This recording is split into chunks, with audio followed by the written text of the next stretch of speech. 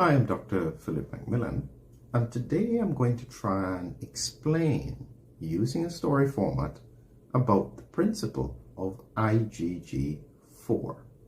Now, just so that you're aware, IgG represents antibodies, okay? Your body normally produces antibodies to fight off viruses and bacteria and fungi. And so in the context of an infection, it normally produces IgM first, which is a very big antibody. But after about 2 weeks, it will start to produce IgG antibodies. And these are smaller antibodies that will then target the infection to get rid of it. Within IgG, this is the long-lived antibody. So this is the antibody that you tend to get after you've had an infection or even a vaccination. The second time that you're exposed to the virus or the bacteria, your body will then make IgG antibodies. So this is put into 4 groups, or 4 classes: IgG1, IgG2, IgG3, and IgG4. Just for the purposes of this story, you just need to remember that IgG1 and IgG3 are primarily the antibodies that deal with causing inflammation. IgG4, on the other hand, is the antibody about tolerance. So this is what a beekeeper would have because he's being stung all the time by bees. Rather than the body fighting the venom, it essentially tells the immune system, don't worry about it. It's not a problem. That's IgG4. It's important to realize that in the context of COVID vaccines, this was unexpected. So when we saw IgG4, especially around mRNA vaccines, that should have been a trigger to try and make us explain what could be the mechanisms. That's a whole different conversation. But for the purposes of this story, just remember that IgG4 is the tolerant antibody. And essentially, this story is going to be about explaining how this can work in the context of the science.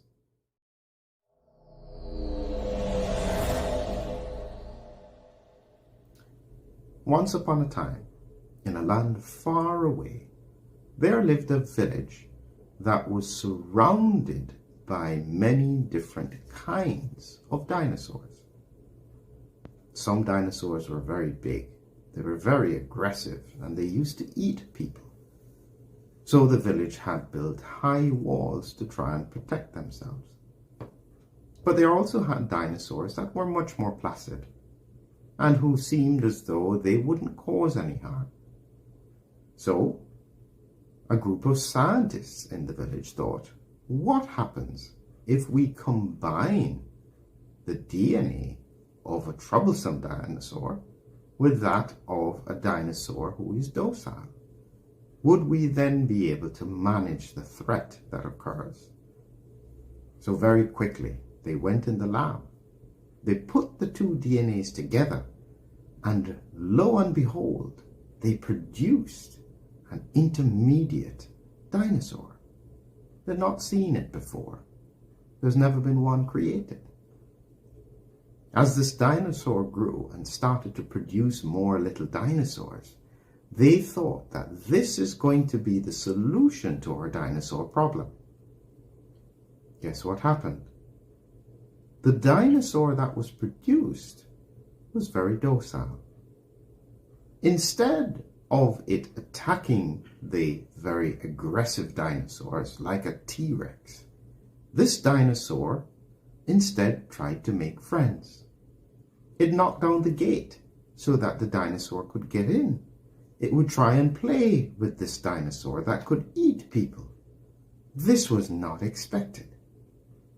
So the villagers asked, what do we do? This dinosaur you've created is now making friends with the dinosaur we're afraid of. But the village leaders were very worried, and they didn't want to get into trouble. So they convinced the villagers, listen, this is great news. In effect, what we have is a dinosaur that's going to protect us by distracting the worrisome dinosaur? Well, the question is, what happens when the dinosaur gets hungry? Will it continue to play with these docile dinosaurs? Or will it then start to eat the villagers as its instinct has always been? Only time will tell. But please recognize this is not a circumstance that anyone could, should, or have wanted to create. Thank you.